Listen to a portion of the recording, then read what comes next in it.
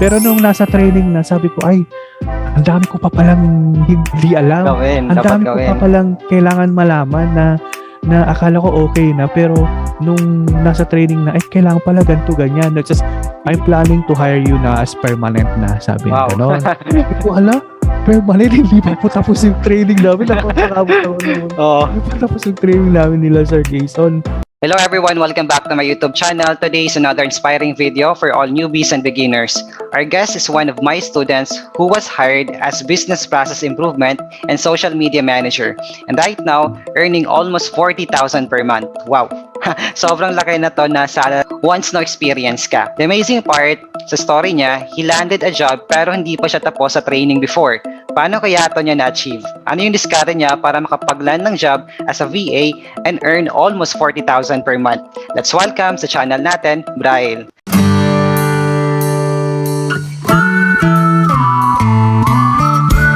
Hi Braille, kumusta? Yes sir, kumusta po? Magandang araw po. Excited kasi alam ko matagal na natin itong plano kaso hindi tayo magtugman ng schedule talaga. Ayan. Even nung nasa training pa, may isang beses doon na hindi na ako naka-attend ng training kasi nag-conflict doon sa schedule ni client. And ayun, okay naman sir. Thank you for having me here sa inyong channel and hopefully makapagbigay tayo ng inspiration sa mga gustong maging VA tulad natin. Wow. And congratulations for your success. You are now a successful VA. And guys, at para makasama kayo sa free VA training, please keep watch this video till the end and don't forget to subscribe and hit the notification bell para updated ka sa mga videos ko. Now, Brian, as a business process improvement, VA, and social media manager, ano yung mga tasks mo dito sa job na ito? Opo, bali po meron kasi ako ngayong dalawang client. So basically dun sa isa, as a social media manager na, ang business kasi niya sir is, ano siya, business consultancy. So isa siyang advisor sa mga maliliit at mga malalaki, isa sa mga pinakamalaking businesses sa Amerika and even sa Australia and some parts of Asia, Japan, ganyan, China. Meron siya ding mga naging kliyente dito sa Philippines. So, ang ginagawa ko dito is gumagawa ng graphics, at the same time newsletters din, and also gumagawa ng mga video editing, ganyan. And doon naman sa isa, ng client ko is from Australia, gumagawa din po ako ng mga graphics. And ang maganda kasi, doon sa isang nag-hire sa akin during training pa lang natin.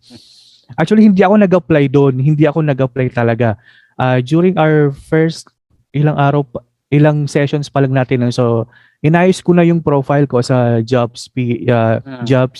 online jobs PH. Inayos ko yung profile ko. Even sa Upwork din, inayos ko siya. Kasi sabi mo, kailangan i-optimize siya na ganito, doon ko na-realize kasi dati nung hindi pa ako nag-join ng trainings, ng sessions, ay sabi ko, andun yung, alam mo yun, andun yung pride na, ay kaya ko to, pwede ko siyang ayusin na ganito lang, pwede na. Pero nung nasa training na, sabi ko, ay, ang dami ko pa palang hindi alam. Ang dami ko pa palang kailangan malaman na akala ko okay na, pero nung nasa training na, ay kailangan pala ganito, ganyan. Just, even yung pinagawa mong assignment sa amin. Sabi ko, ala kako, bago ko gawin yung assignment, ayusin ko muna yung profile ko. Kasi baka anytime may pwedeng makakita. Ganun pala dun sa yung sa profile mo pa lang, nakikita sa public profile mo pa lang, malaking bagay na yon. And doon, hindi ako nag-apply sa kanya. Nakita lang daw niya yung profile ko. Nagkataon na naghahanap siya ng VA from Philippines na pwede niyang, yung ASAP, agad-agad, sabi niya, nag-message nga lang po siya eh. Sabi niya, can you do marketing? Have you done marketing businesses? Sabi ko, yes, kako. Tapos sabi niya, sabi niya, pwede ba tayong mag-usap mamayang gabi? Sabi niya gano'n, your time. Sabi ko, sige, kako, gano'n. Sabi ko, ala. Sabi ko, pwede pala yun, sir, no? Yung makikita lang nila yung profile mo, kahit hindi ka nag-apply. PH, sa Upwork. Opo, sa online jobs. Online job PH, oo. Opo. So nag-usap kami 8:30 hanggang 9, wala pang alas 9, sabi niya gano'n, pwede ka bang ma-onboard na bukas? Sabi niya gano'n. Sabi ko, ay teka lang, parang ano yata, kasi ang plano ko lang talaga po is mag part-time lang na Oo. VA, na freelancer, gano'n. Pero nung sinabi niya, nung the next day, nung onboard na ako, sabi niya gano'n, I'm planning to hire you na as permanent na, sabi niya Wow. gano'n. Sabi ko, hala, permanent, hindi pa po tapos yung training namin, napapakabot ako noon. Oo. Hindi pa tapos yung training namin nila, Sir Jason. Kaya ako, sabi, thankful talaga ako. Pero during the interview, lahat ng mga napag-aralan natin, na itong mga tinuro mo, doon na talaga, binato ko na lahat. Binato ko na, I can do this, I can do that. Even yung sa, sa email marketing, Oo. ganon. Kahit yung sa lead generation na ginagawa natin. Kasi partly, ganon din yung ginagawa ko ngayon eh. Na, na ipapasok ko siya. And then sabi niya, nung naka 1 week na kami, sabi niya ganon, nagulat siya kasi yung assignment ko for 2 weeks, natapos ko siya ng 2 araw lang. Oh, wow. So sabi niya gano'n, paano kaya to? Sabi niya, anong ipapagawa ko sa'yo next week? Eh natapos mo na. Sabi niya, dati kasi meron daw siyang VA. Mm. Ngayon siguro na nakakalungkot lang kasi napaka ano niya yung client ko, napaka ano niya sa oras. Hindi siya yung di ba usually sir sa ano pala pag ganito naka-work from home setup ka. Ang time tracker nila yung may screenshot ganon. Oo, hectic talaga. Oo, pero sa kanya wala. Wala. Wala talaga. Yung sabi niya, gawin mo to in 2 weeks. So, And then, blessed ka ang dun sa regular, client na yun. opo, nagulat ako kasi sabi niya, we'll meet every Tuesday, sabi niya, 9 p.m. Kada Tuesday yan, meeting Mm. namin Tuesdays lang. So nagchat-chat lang kami the whole week, pero during Tuesdays talaga, yon video call kami. So, na-present ko sa kanya yung pinagawa niya. Then, na-impress siya, sabi niya ganon, mapapadali yung trabaho ko, sabi niya. And grateful talaga siya and sabi ko, grateful din po ako ngayon. I am so grateful to have you as my client kako. And then from that time, nung 1 month na ako sa kanya, Sir Jason, sabi niya, wag mo na akong tawaging client, sabi niya ganon. Parang ayokong marinig na tawagin mo akong client. Tawagin mo na lang akong business partner, sabi niya ganon. Oh. Sabi ko, ala, ang sarap naman nun na yung ginagawa mo na-appreciate niya. Appreciate, oh. Opo, tsaka ang laking tulong talaga. Sabi ko nga, actually before ako mag-join ng trainings natin, siguro mag-iisang buwan na ako sir na apply na lang ng apply, na send ng pero sabi ko parang hindi ako napapansin. Okay naman yung yung English ko, grammar ko, parang may kulang talaga. Pagkulang. And then itong pangalawang client ko na nakuha ko from Australia naman. Ayun, yung talagang inayos ko yung yung cover letter. Ang laking tulong talaga nung mga binigay ninyo sa amin. Na ko siya, napaglalaroan ko siya kung paano yung proper strategies. So, ano yung services or sinisell nung client mo from Australia? Naman sila, nagkaroon ako ng isa nung una na lang, may pinagawa lang siya na video, intro video ng niya, ng business niya. Meron kasi siya, designer siya ng mga damit. I see. Mm-hmm. Oo.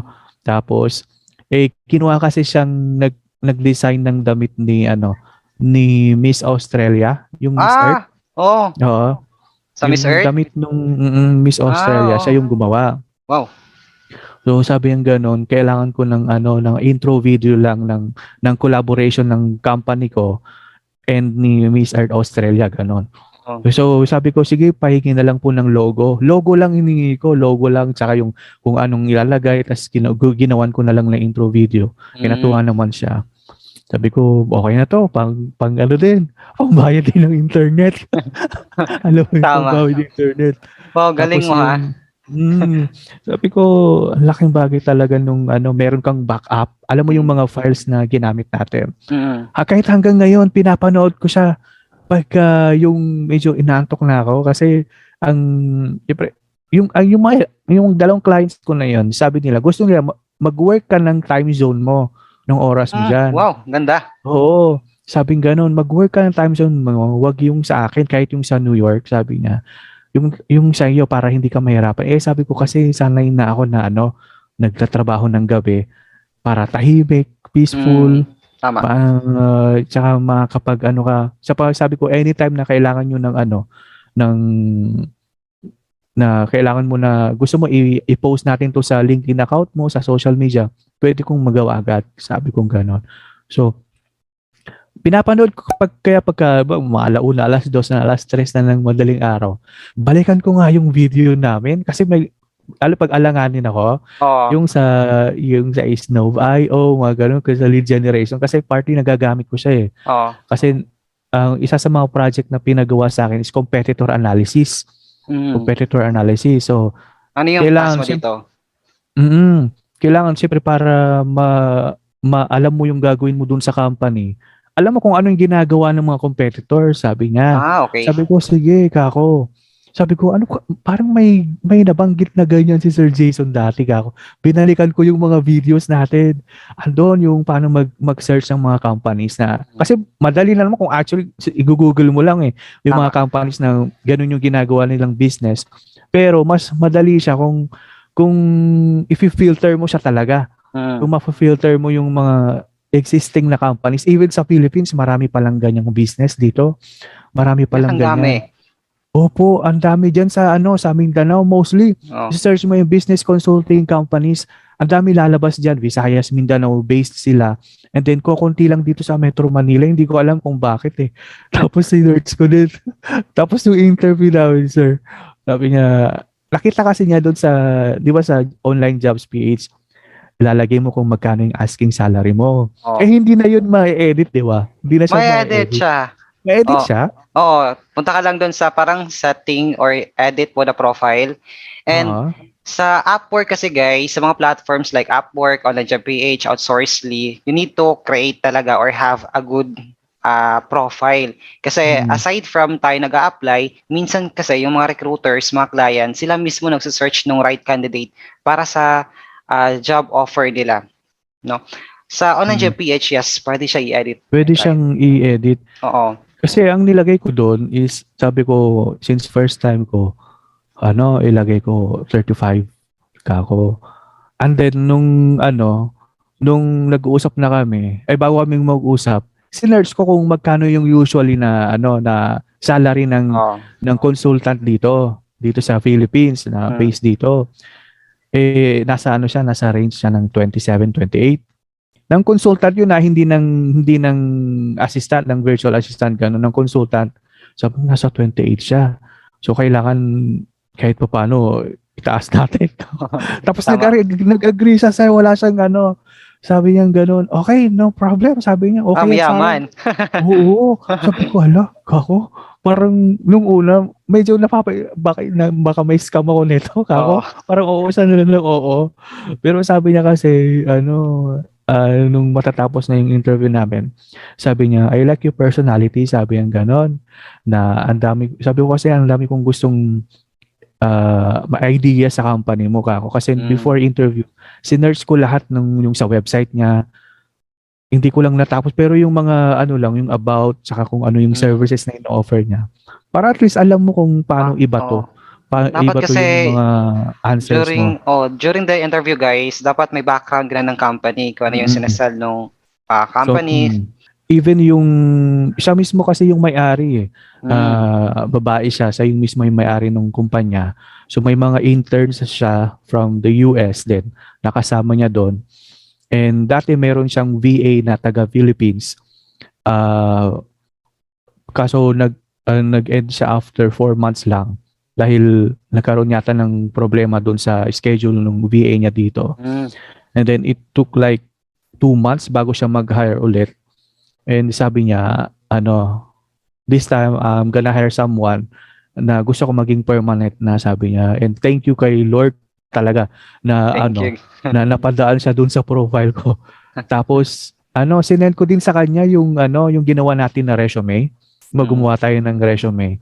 Tapos ilagay na yung pinaka last dun is, sinabi ko kasi sa kanya na katatapos lang din ng training namin, kako. na about dito sa virtual assistants kako. And first time ko to kako, if in case sinabi ko talaga sa kanya first time ko. Tapos ayun, natuwa naman sa akin hanggang ngayon. Actually kanina, day off ko ngayon, this week, the whole week nasa ano siya, umattend siya ng CCW, yung contact center week sa Las Vegas. So 1 week siya sa Las Vegas. And sabi ko sa kanya, huwag kang mag-alala kasi ginagawa ko naman yung assignment ko kako.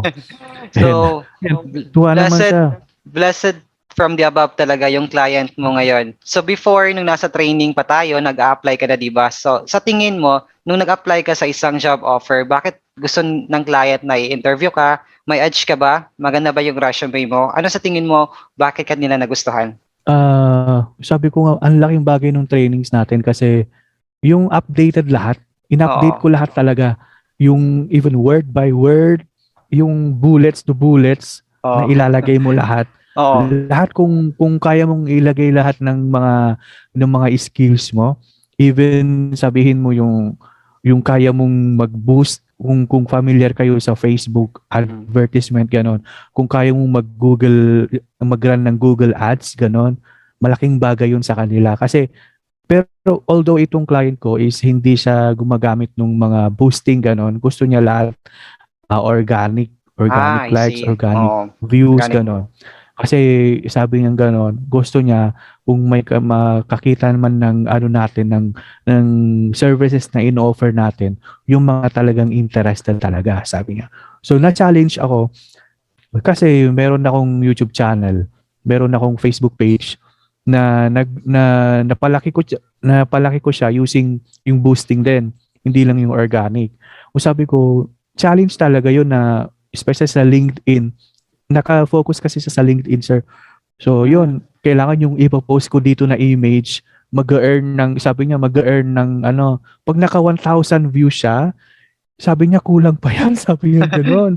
So, yung mga views niya, umabot ng 12,000, 15,000. Sabi ko, hala, pag sa Facebook ko to, baka 100 likes ka, masaya ka na eh. Baka 50 likes ka, masaya ka na. So, kailangan talaga, so additional din, na bukod dun sa trainings natin, kasi gumagamit ako ng Canva. Yung Canva talagang gamit ko, number 1, plus yung Photoshop, plus yung Crello. Additional din is, huwag tayong mag-stop na manood ng mga ng mga bagong updates sa YouTube. Sa YouTube. Tama, mga videos, mag-follow tayo, mag-subscribe tayo sa mga sa mga nagtuturo ng ganon. Sa mga creator. Kasi yun yung talagang nila yung talagang forte nila. So matutulungan ka nila, hey, may bago tayong update sa ganito ganyan. Mai-apply mo yun sa trabaho mo. Even sa sa lead generation ganyan. Nag-follow ako ang dami kong finalo sa LinkedIn na ganun yung niche nila. Ang laking tulong talaga. Exactly. And sabi ng mga clients ko, sabi nila, saan mo to nakita? Saan mo to nakuha? Na kahit ako hindi ko alam kung paano to gawin, sabi nilang gano'n. Sabi ko, gusto ko kasing yung hindi ka lang mag-stick doon sa alam mo na. Ang sarap nung mag-work na gustong-gusto mo yung ginagawa mo. Hindi ka lang yung tumitingin sa sahod, sa pera. Tama. Being a virtual assistant kasi guys, as a business freelancer, kumbaga continuous yung growth and learning natin. So wag tayong mag-stop, no? Kung ano yung alam na natin. Now, Brian, na-refer ka ba ng kaibigan mo na sinabi na mag-enroll ka sa IFF? Paano mo nakita na si IFF may VA course na training? Nakita ko sa suggested ng Facebook. Result. Opo. Nakita ko kasi may mga nakita rin ako dati na nag-offer ng ganito, ng trainings online. And din nung bago ako mag-join, 'di ba nag-message na ako sa inyo na interested ako ganyan. Tapos may kaibigan kasi ako na nag-work from home na rin. Tapos sabi ko, paano may ginagawa niya diyan? Kasi plano kong mag-enroll ka ako. Ano yung usually na work na nakukuha diyan ka ako? Sabi niya ang work niya is transcriptionist siya. Mga transcription. And ang client niya is nasa Singapore, ganun. Sabi ko, sa tingin mo bro, worth it kaya na mag ng mga workshops ka ako, online daw ka ako. Tapos ganito yung amount, sabi niya. Tapos, saan yan? Sabi niya ganun. Tapos in-screenshot ko lang yung ano sa Facebook page natin ng Oo. IFF. Sabi niya, alam ko yan. Sabi niya gano'n. Sabi, bakit? Tapos, ano yan? Diyan ako galing Sabi niya gano'n. So, diyan ako galing. Sabi niya, wala, totoo. Same price. Kung gano'n. Oo, pero sulit naman. Sabi niya, yung ibabayad mo dyan. Forever naman. Tsaka, sabi niya, ang dami nilang bibigay sa'yo na mga parang handouts, sabi niya. Oo. Sabi ko, sige kako. Kasi papunta na ako mag-Gcash na ako. Sabi, so, hindi rin ako nagkamali. Worth it naman na nababalikan ko. Lalo yung mga secret sauce natin. Okay. Oo nga. So, gaano kaganda, Brian, yung training ni IFF for beginners and no V experience? Para sa mga beginners po, gaya ko, tsaka no experience, yung IFF, yun yung naging parang blueprint ko. Parang, kumbaga kung teacher ka, kasi teacher din ako, yun yung magiging lesson plan mo na ready-made na lesson plan. Tama. Ay ibabato mo na lang pag nag-apply ka. Tapos yun yung parang dahil isa akong graphic artist, gumagamit tayo ng canvas. Yun yung magiging Canva mo. Di ba kung artist ka, yung Canva, gagawa ka, mag-drawing ka. Yung IFF yung magiging guide mo. Wow. Na talaga, sa journey mo na ito, huwag mong sayakin kung magkano yan, kung 2,000, 3,000, 5,000 yan. Isipin mo yung return on investment. Tapos, forever mo na siyang yung certificate, sir, ang laking bagay nung pinost ko, sinend ko sa client ko.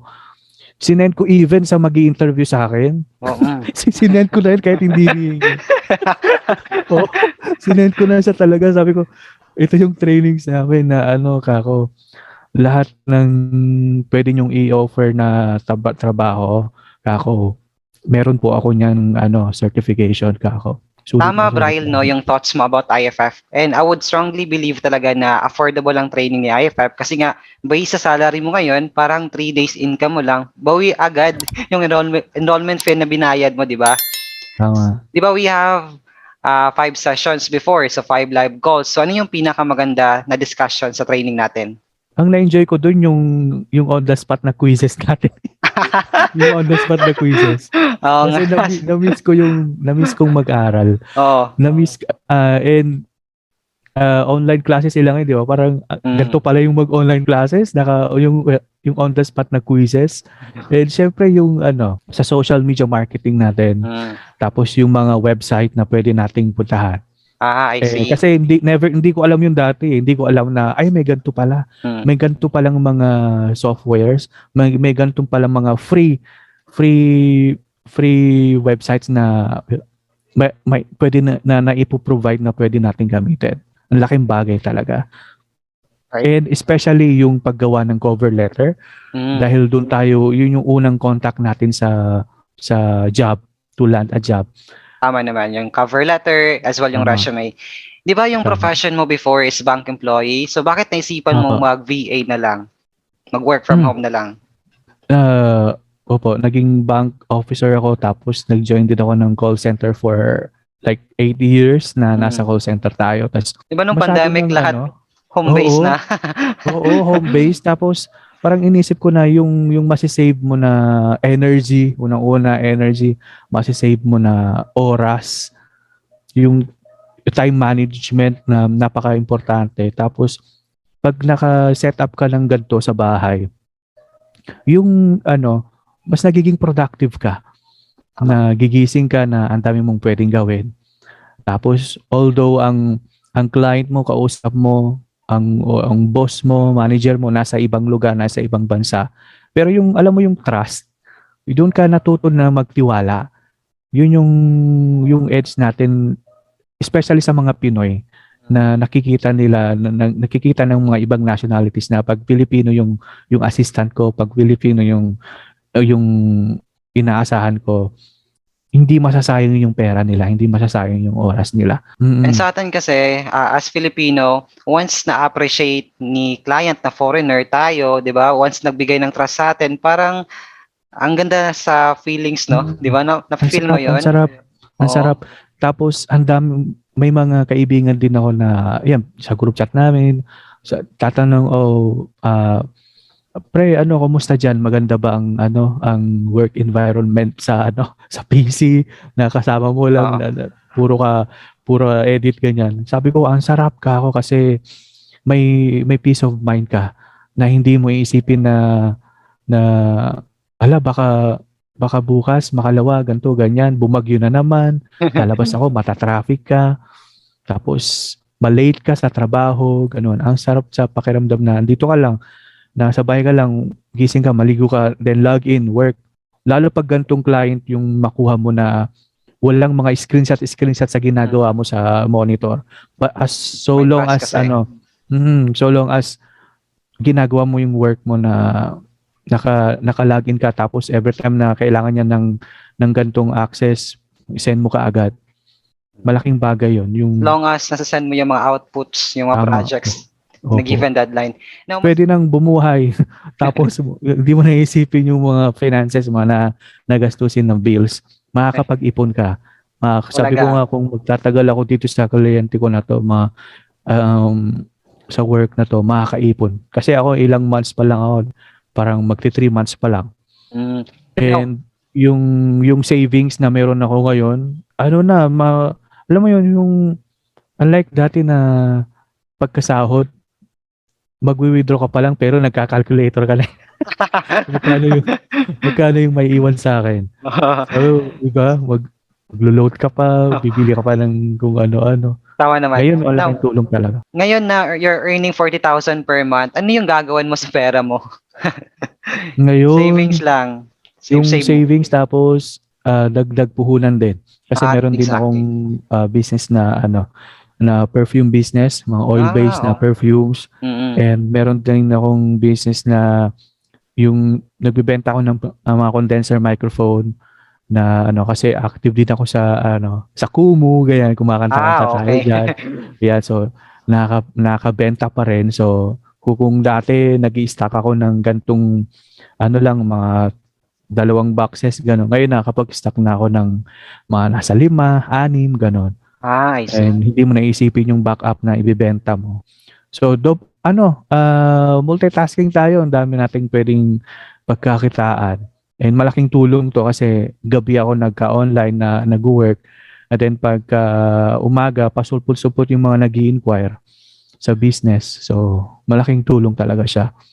And looking forward na tumagal tayo para mas marami pa tayong Exactly. Now, Brian, thank you so much for enrolling the course. I'm pretty sure na hindi ka nagsisi talaga na nag-avail ka ng Yes. training namin. And since VA experience ka before, and right now, you're earning almost 40,000 per month. So, I'm 100% sure na you will reach yung goal ng every Pinoy na VA Yes. na 6 digits income per month. Di ba? Kaya yan. Yes, that's right.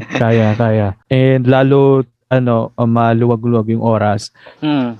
na pwede pang magkaroon ng pangatlong client Client. ganyan. So, ang mahalaga lang dito is wag natin kalimutan na palakasin yung katawa, yung tulog Exactly. talaga. Pag Tulog. may time na matulog, magpahinga. Tama. Tapos vitamins, ganon.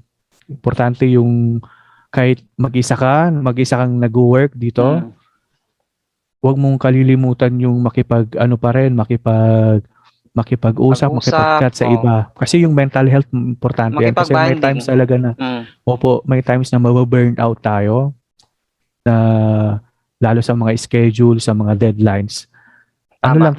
Proper time management po. Exactly. Diba, sir? Oh. Now, one more thing, Brian. Could you please invite my audience, my subscribers to join the VA training for beginners? Tama pa. Sige po. Para sa mga interesado, at maging interesado na kayo kung gusto nyo po talaga na maiba yung takbo ng buhay natin. Na kung dati we're earning say 20,000 a month, na napakalaking bagay na kung tutuusin. Kasi lahat tayo nag-start sa ganyang range. Huwag po kayong mag-hesitate na mag-enroll sa sa program ng IFF, ng Inspired Filipino Freelancers, kasi napakalaking tulong po. Kung ako dati medyo nag-alangan ako, pero nung tinry ko, I took the risk. And hindi ka magsisisi kasi si Sir Jason mismo yung kasama niyo sa training. Hands-on, on time, tapos ang daming activities na live activities na pwede niyong gawin. Oo. Even sa paggawa ng resume, lahat sobra. Sa cover letter, lahat Wow, sobrang thank you ha. sulit. Sobrang sulit, sir. Hindi ako walang halong bola kasi ako mismo na-experience ko eh. Sabi ko, akala ko dati kaya ko na. Akala ko dati okay na ako. Hmm. And ito pa yung yung nakakatawa doon nung part na yon.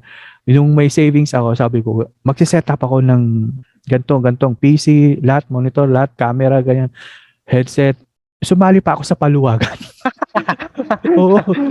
Imagine, sumali pa ako sa paluwagan para lang makapag-set up. Oo. Tapos sabi ko, ang tagal na, maubos na yung savings ko, wala pa akong nakukuhang kliyente. Until nag-join ako ng IFF. Sabi ko, ito na, itutuloy-tuloy ko na to. Tutuloy-tuloy ko na. And yun, hindi pa tapos yung sessions. Salamat kay Lord, nakakuha tayo ng Wow. mabait na kliyente. So, ang IFF talaga, alam mo yung araw-araw ko nag-work, tapos, parang nakadikit na sa utak mo na. Hindi wala ako dito kung walang IFF eh. Kung wala si Sir Jason na nagturo sa amin ng ganito ganyan. Even sa Canva, yung mga natin, trainings, ang laking tulong talaga. Laking tulong. Eh, hanggang ngayon, sir, maniwala ka sa o hindi, pinapanood ko yung itong channel mo sa YouTube. Thank you ha. Oo. Kasi lalo pag baka may topic si Sir Jason na about dito. Punta ako sa YouTube. Ito yata yun. Sige, panoorin natin. Kasi lang naman siya, ilang minutes yun, tas kumpleto talaga. Kaya nanonood ako, hindi ko lang nasabi sa'yo dati. Nanonood talaga ako ng Okay, ng mga thank you for contents watching mo my dito. videos ha. And ang training kasi ni IFF guys, based sa my experience namin as instructor. So, yun yung maganda sa training namin. So, and also, hands-on sa training guys, kung paano mag-create ng cover letter, ng resume. Kasi yun yung dapat iayos kasi, especially once beginners ka pa, wala ka pang alam talaga kung ano yung dapat i-attach, i-include dun sa resume and cover letter mo. Ayan. Now guys, to join the free VA training, please read the pinned comment below this video. Ayan, Abrail, thank you so much ha for accepting itong call na to. It's my pleasure to be your coach na right now, nakikita kita, may success na nangyari sa buhay mo. Yung VA journey mo, may tagumpay. Wow. Salamat. Super blessed ka sa job mo ngayon. Again, thank you for sharing your story with us. Thank you, sir. God bless Thank you. Yeah, God bless. thank you. Good luck, everyone. Good luck.